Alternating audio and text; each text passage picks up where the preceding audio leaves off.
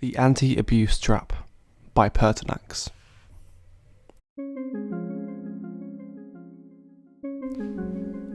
Barely hours after the death of Sir David Amess MP, his colleagues were manoeuvring for political gain.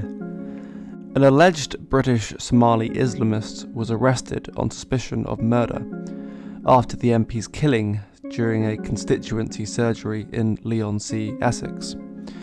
There is currently scant linkage to online anonymity, but that has been the focus of much debate.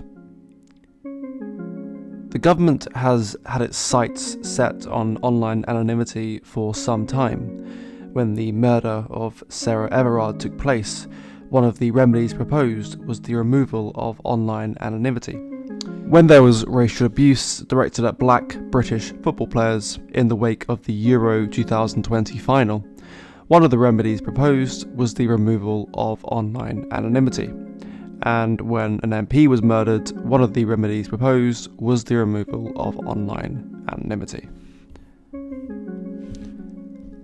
Policymakers, guided by focus groups, find issues sensitive for voters and use those as routes to manipulate public discourse, always to the benefit of the government. There is not a politician, journalist, talking head, or anyone prominent in public life who has not experienced online abuse. So, when the government wants to be able to track your activity online, it sells the policy as reducing online abuse. It thereby gains a sympathetic hearing from public figures, some of whom have a vested interest in not being criticised.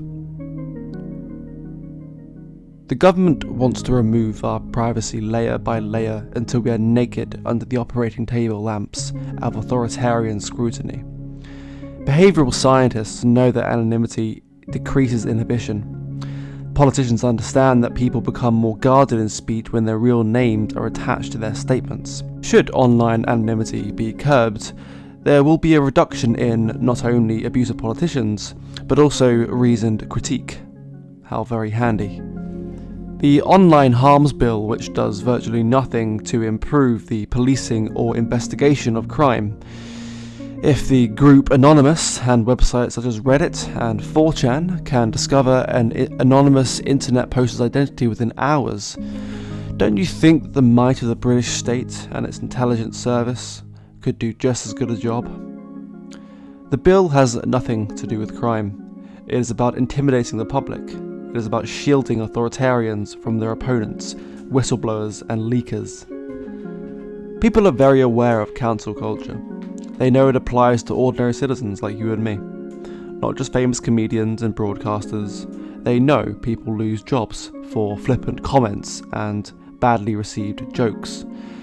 People are also persecuted for making reasonable comments. If one critiques a gay broadcaster's actions, one is labelled homophobic. If one comments adversely on a black academic's article, one is labelled racist. It does not matter that the critique in question is of one statement, action, or person. The social media mob will be animated by the smear that critique is bigotry against a group. Anonymity is a necessary defence of the honest against the malicious. Civil servants, the younger ones being university-trained political activists, have been taught that every crisis is an opportunity. Off-the-shelf policies, such as removing online anonymity, are waiting to be fed to the media commentators in off-the-record briefings or be implemented by unregulated nudge units. Civil servants know that Parliament is effectively pliant, mass media is effectively bought, social media is effectively in agreement, and the public is too numbed and apathetic to resist.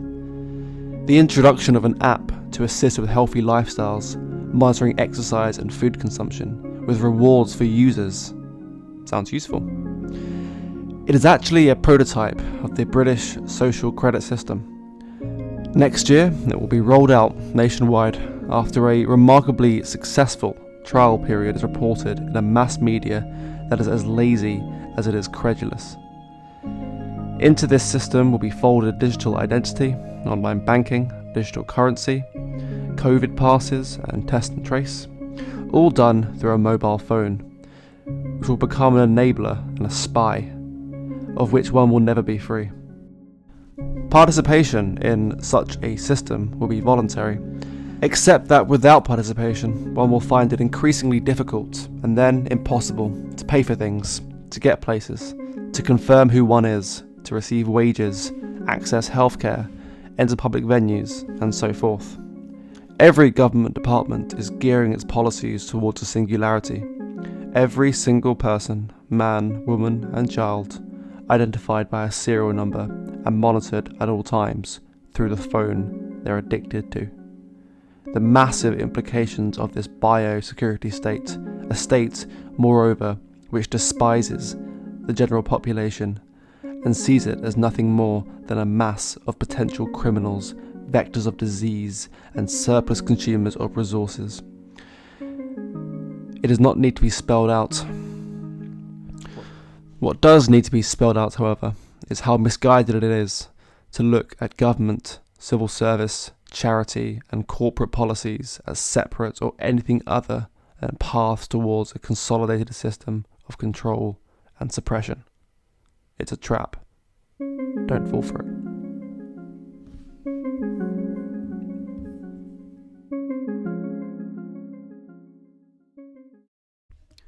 Thank you for listening to this Bournbrook essay. You can read our print issues and online articles at bournbrookmag.com, and you can support Bournbrook at bournbrookmag.com/subscribe.